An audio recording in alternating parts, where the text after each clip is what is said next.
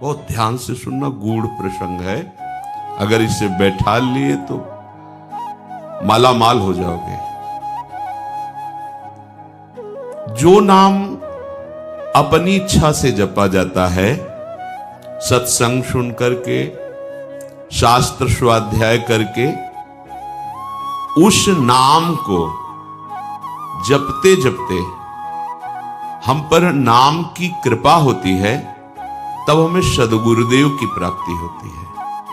और जब गुरु प्रदत्त नाम होता है, वो शबीज नाम होता है। गुरु के श्रीमुख से निकला हुआ जो नाम है, जब हम विधि पूर्वक गुरु आज्ञा में रह करके उस नाम का जप करते हैं, गुरु आज्ञा में रह करके, तब उसके अंदर नाम की शक्ति जागृत होती है।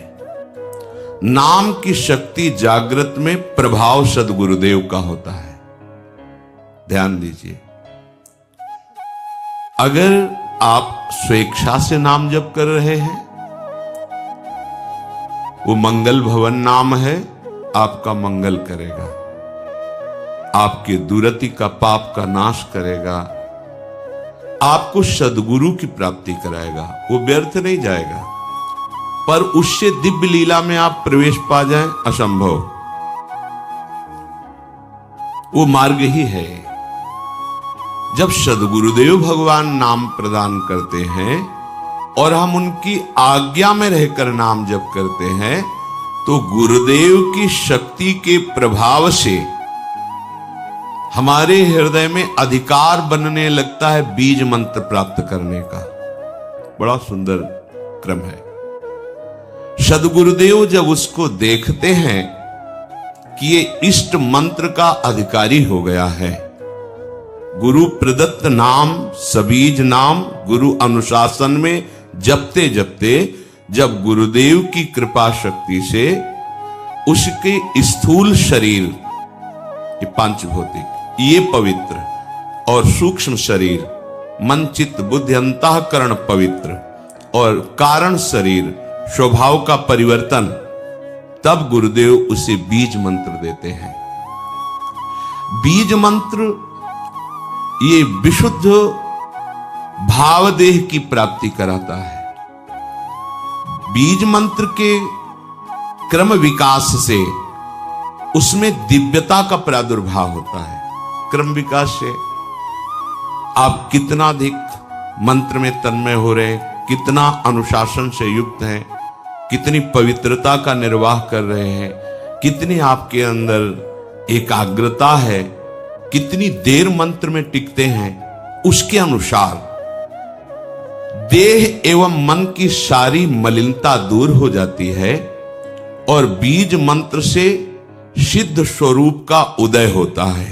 उस उपासक के हृदय में भावदेह जिसे कहते हैं। मंत्र सिद्धि आचार्य परंपरा से है। आपको मंत्र सिद्ध करने की जरूरत नहीं है, सिद्ध मंत्र है। इस मंत्र में प्रियता, अधिक समय तक टिके रहना, बहुत समय तक निज मंत्र ही चल रहा है, इससे आपकी पहले भूत शुद्धि होगी, पंचभूत आपके शुद्ध होंगे जिनसे शरीर रचा है।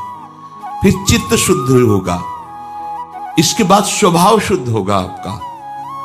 वो स्वभाव ही जहां शुद्ध हुआ, तहां भावदेह का अनुभव होने लगेगा। बीज मंत्र से, निज मंत्र से उस समय किसी भी अभाव की स्मृति नहीं रहती।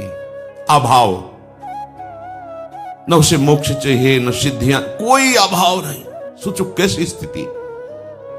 जिस समय स्वभाव शुद्ध हुआ, पहले भूत शुद्धि, चित्त शुद्धि, स्वभाव शुद्धि, अब जो भाव का प्रादुर्भाव हुआ, तो यहां कोई भी अभाव नहीं है।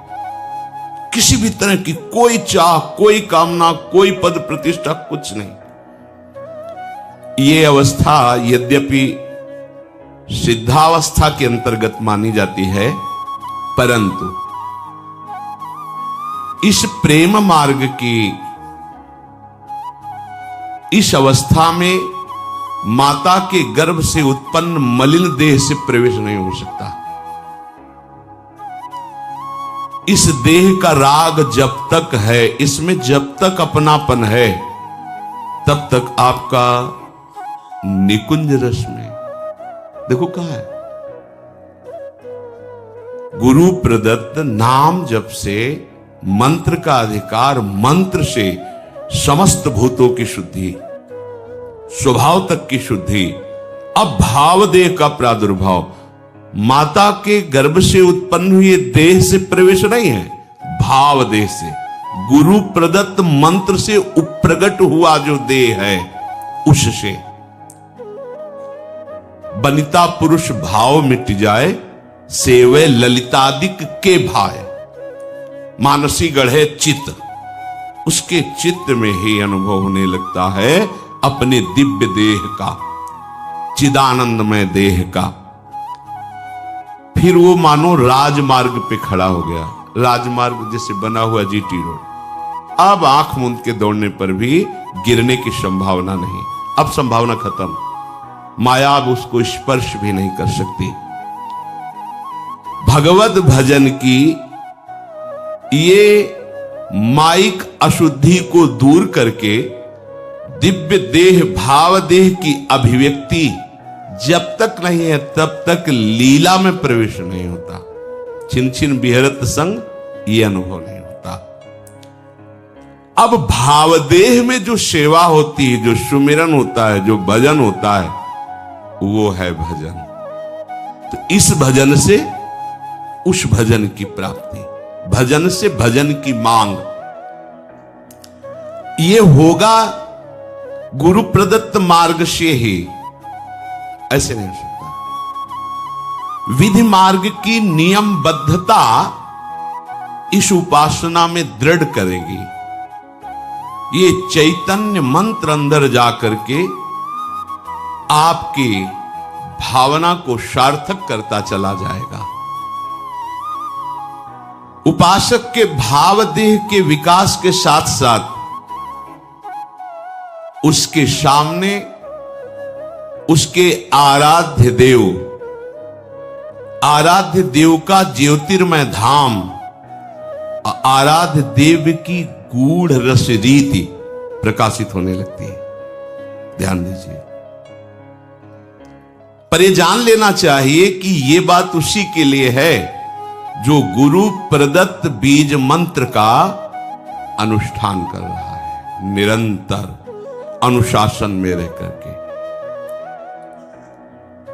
ये मंत्र वाच्य वाचक अभेद स्थिति पैदा कर देता है, अर्थात ये निज मंत्र ही नवनिवृत्त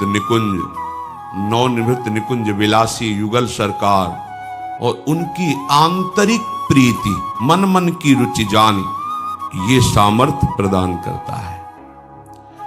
गुरु प्रदत्त बीज मंत्र जब पवित्र साधक के हृदय रूपी खेत में पड़ता है तो इष्ट रूपी फसल तैयार हो जाती है। इसी बीज से वृक्ष का प्रादुर्भाव होता है, निकुंज का। गुरु प्रदत्त मंत्र में प्राणों से भी अधिक जिसे प्यार है वही इसको प्राप्त कर पाता है। इस बीज मंत्र से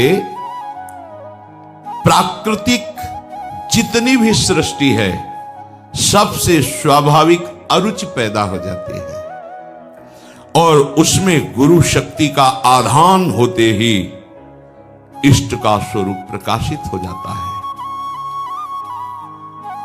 नाम नामी जैसे अभेद है वैसे ही मंत्र और निकुंज अभेद है। इस उपासना की विशेषता यही है, गुरु अनुशासन में रहकर उपासना करना। ज्योतिर्मय धाम, ज्योतिर्मय रूप, ज्योतिर्मय लीला, अब ये भजन का प्रभाव प्रकाशित हुआ। वो उपासक भले दिखाई देता है शरीर में है, पर वो शरीर में रहते हुए भी शरीर में नहीं रहता। वो अपने ज्योतिर्मय धाम में धामी श्यामा श्याम की नित्य सेवा में अपने भाव देश से रहता है। शरीर छूटे या बना रहे इससे कोई फर्क नहीं पड़ता। शरीर रहते ही वो इस अवस्था को प्राप्त हो जाता है। ये प्रेम की चरम अवस्था है। अब ऐसे महापुरुष में और इष्ट में बिल्कुल कोई अंतर नहीं रह जाता। विगलित होकर के एकीभूत हो जाता है। अब वो रस स्वरूप हो जाता है। जो उपासक उपासना की इस सोपान स्थिति पर होता है वो रस स्वरूप, रसमय हरिवंश, परम परमाक्षर, वो नाम के प्रभाव से स्वयं नाम का फल उसके हृदय में जो प्रकाशित हुआ तो वो फल स्वरूप ही हो गया, रस स्वरूप, रसमय हो गया। ये प्रेम की महाअद्वैत स्थिति है।